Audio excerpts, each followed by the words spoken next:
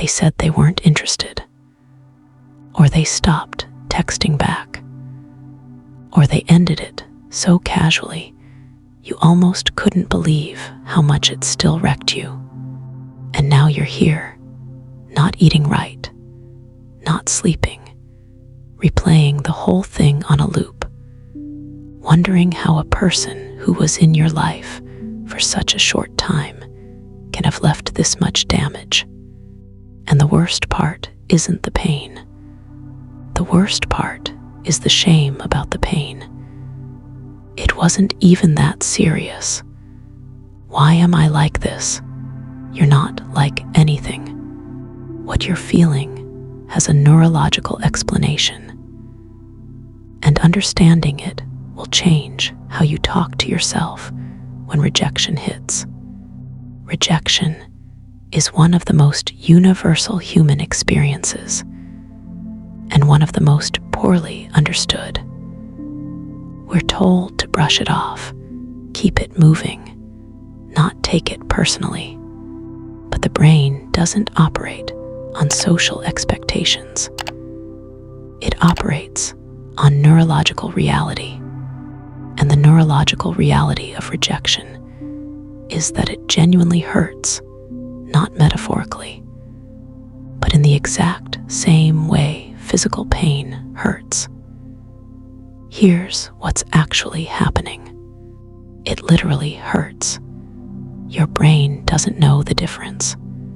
Neuroscientists at the University of Michigan discovered something that should permanently end the idea that heartbreak is just emotional. When people who had recently experienced romantic rejection looked at photos of their ex-partners, MRI scans showed activity in the secondary somatosensory cortex and dorsal posterior insula, the exact same brain regions that process physical pain, not similar regions, the same ones. Your brain processes the end of a relationship with the same neural machinery it uses to process a burn or a broken bone. This is why rejection produces physical symptoms that seem disproportionate to the cause. Loss of appetite, disrupted sleep, chest tightness, nausea, physical fatigue that has no physical source. You are not being dramatic. Your body is responding to a genuine pain signal originating in your brain. Every time someone has minimized your heartbreak, every time you've minimized it yourself, this is the science that says the pain was real. It was always real. Your body goes into survival mode over a text message. The moment rejection registers in your brain, your adrenal glands flood your body with cortisol and adrenaline, the same stress hormones released when you're in physical danger. Your heart rate increases, your muscles tense, your digestion slows, your nervous system activates as if there is a genuine threat to your survival. Because evolutionarily, there was. For hundreds of thousands of years, human survival depended on belonging to a group. Being rejected, excluded, or cast out of your social tribe wasn't an emotional inconvenience. It was a death sentence. No shelter, no protection, no access to food or reproduction. Your brain evolved to treat social rejection as an emergency because, for most of human history, it was. The problem is that your modern brain cannot distinguish between being rejected by someone on a dating app and being exiled from a prehistoric tribe. The threat response is identical. So the next time rejection sends you into what feels like a disproportionate spiral, remember, your nervous system is doing exactly what it was designed to do. It just doesn't know it's 2025.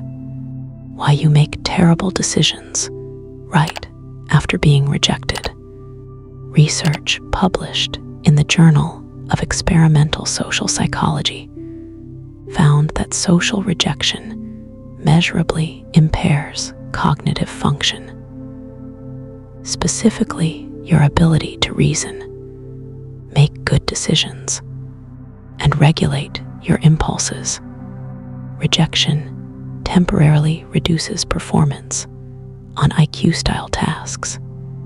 Your prefrontal cortex, the part of your brain responsible for rational decision-making, impulse control, and long-term thinking, goes partially offline when you're experiencing the neurological pain of rejection. And this explains everything. The texts you sent at 2 a.m. that you regretted by morning.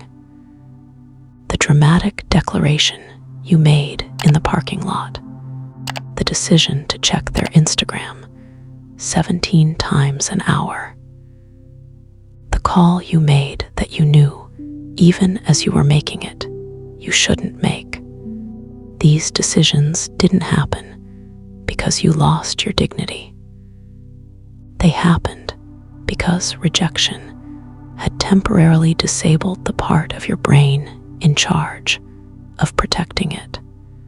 The rule going forward: make no major decisions in the first 48 to 72 hours after rejection.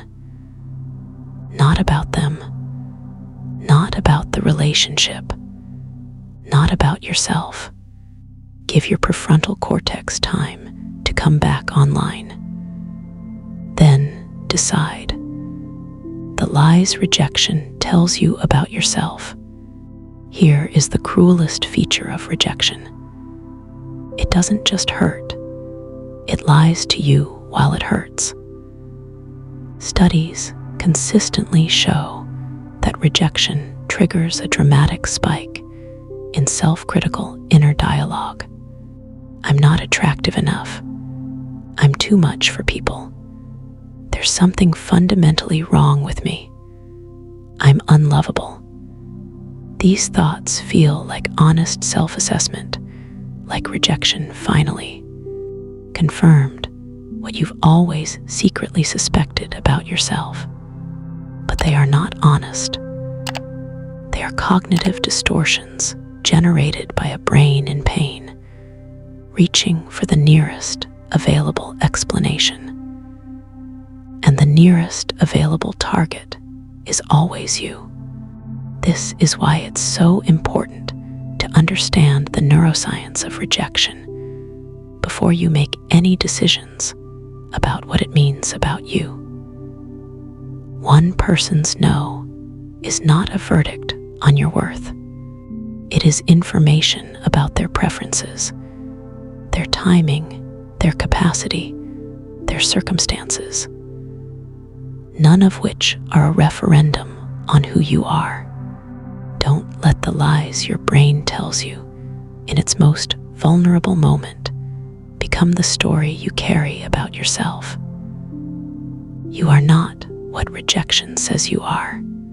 Rejection hurts the way it hurts because your brain registers it as physical pain, floods your body with stress hormones, temporarily impairs your judgment, and lies to you about what it means about who you are. None of that is weakness. All of it is human. The shame you feel about how much rejection hurts is undeserved. And now you know why. What you can do is extend the same compassion to yourself that you would extend to a friend in physical pain. Rest. Don't make decisions. Don't engage with the self-critical narrative, and know that the neurological storm of rejection, as real and as brutal as it is, passes. Studies show rejection pain peaks within 48 to 72 hours and decreases significantly within 2 weeks. You have survived every rejection that came before this one. This one will be no different. And on the other side of it is a clearer picture of what you need, what you deserve, and who actually deserves access to you.